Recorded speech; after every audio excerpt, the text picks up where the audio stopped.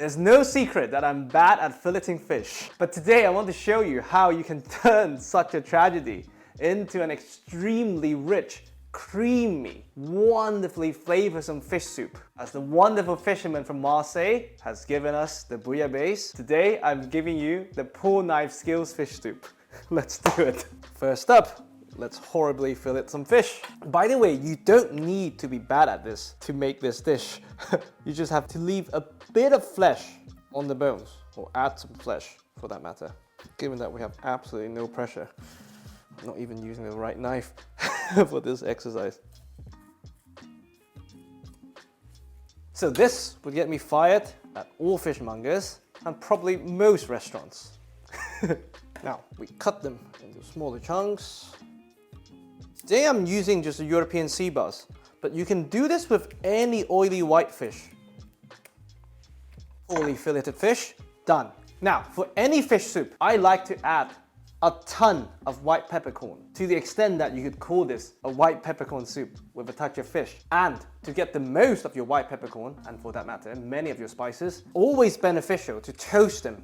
So we bring some heat, and we move them around to prevent them from burning. And this will be the pot we use to make our fish soup, so we don't even need to rinse it, keeping all the wonderful essential oil and saving you from having to wash something, which at WT Kitchen is a very treasured quality. Once they are extremely fragrant, meaning your whole living room smells like white peppercorn, they come out. And we turn up the heat close to high. And we want to do that before we add the oil to prevent the fish from sticking excessively. A bit of sticking is okay, but you don't want them to catch before you could brown the rest. Once your pot is smoking hot, we add a relatively generous amount of vegetable oil or any neutral high smoke point oil. Once your oil is shimmering, we add the fish bones. By the way, if the head bothers you, you don't have to add it. Just use the bones. And while this is searing, we boil some water. Some optional ingredients that always go well with white fish. We have some ginger. This would tame the unwanted fishiness from your fish, if there's any. A bit of scallion. Plenty. Cook the other side. Beautiful.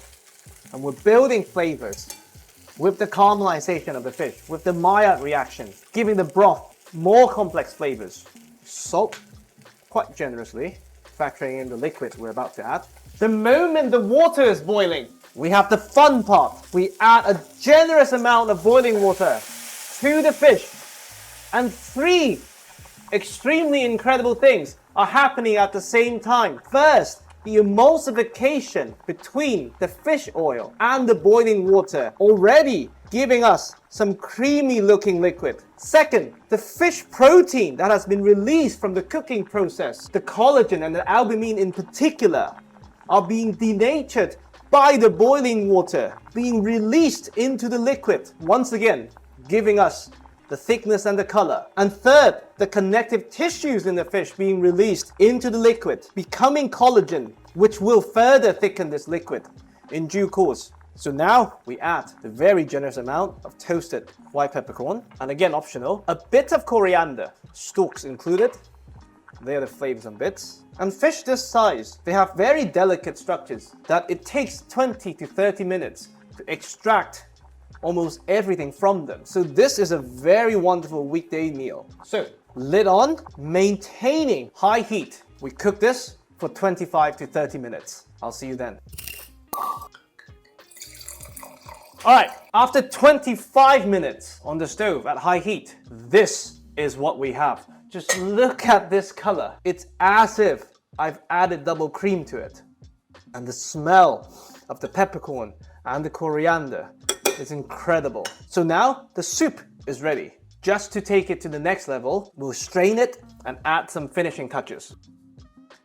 Fish soup does not get better than this. So now we bring in some heat. And here, with the same poor knife skills, I've skinned and sliced the fish fillets to add to the fish soup. I've soaked some vermicelli, some glass noodles. The ideal choice for this would have been rice vermicelli. I just ran out, so this is bean vermicelli, which has a firmer texture, and the scallion that we didn't use. So we simply add a generous amount of vermicelli just to soak up all the milky goodness, but not too much, it's soup after all. And we add our fish fillets to poach.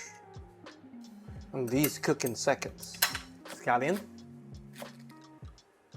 And once this is back to a boil, this creamy goodness is good to go. I personally like to add a second round of coriander, but that's completely optional.